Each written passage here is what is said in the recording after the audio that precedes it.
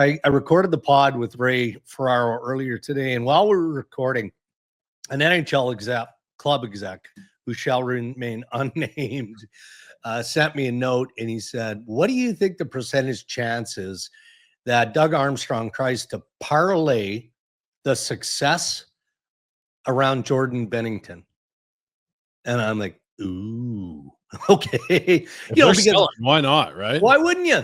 I mean, we've been talking about the idea of, and the reason I bring it up is because we've been talking about the idea, rightfully so, Braden Chen potentially being in play.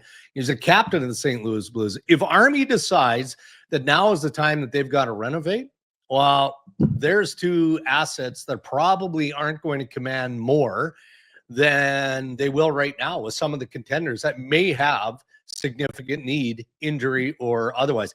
If Jordan Binnington can give you that game that he played last night on a team like, I don't know, pick it, Edmonton, LA might need some goaltending attention. I mean, you can come up with a few other teams here, right?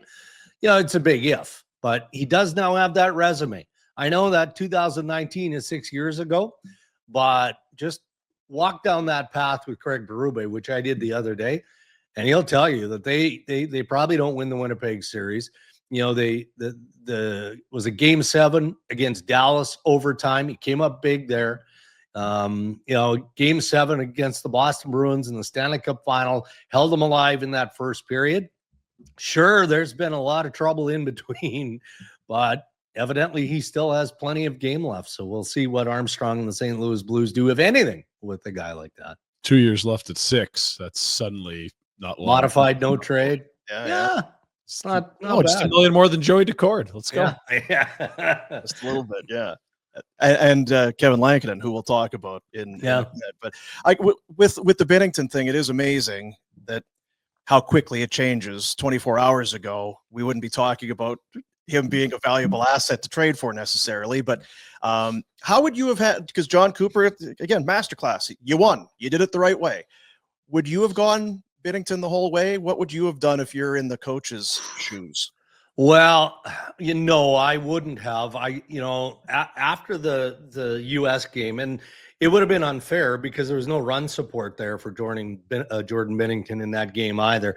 But in the first couple of games, he was a bit leaky. And in a short tournament like that, you give up a bad goal here or there, and that can be the difference.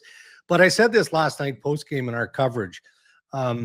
Maybe that's part of what factors into being a Stanley Cup champion, both as a player, as a goalie, and ultimately as a coach, because I'm reminded of what John Cooper said when he made the decision that Jordan Binnington was going to be his starting goalie. And he said, he's got fire in his belly. I just love the compete. And look, I mean, with all due respect to Adin Hill, it's not like he was on top of his game coming into Four Nations either.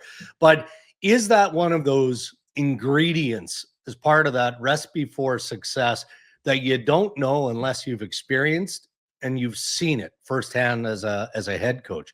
And maybe that's what Cooper, in doing his research, saw in Jordan Binnington. So I was a bit surprised, but I don't think that Adin Hill did a great job of pushing the scenario either. He wasn't given a chance at the Four Nations, but coming in, I mean, I don't think that there was a real march by him to say, okay, since you named the roster, I'm now proving that I'm the better of the two. That wasn't the case. Hey guys, thanks for watching. Be sure to check out more of our content right here on the Flames Nation YouTube page. We had a bunch of great long form interviews. You can check out some videos we've done as well outside of the studio.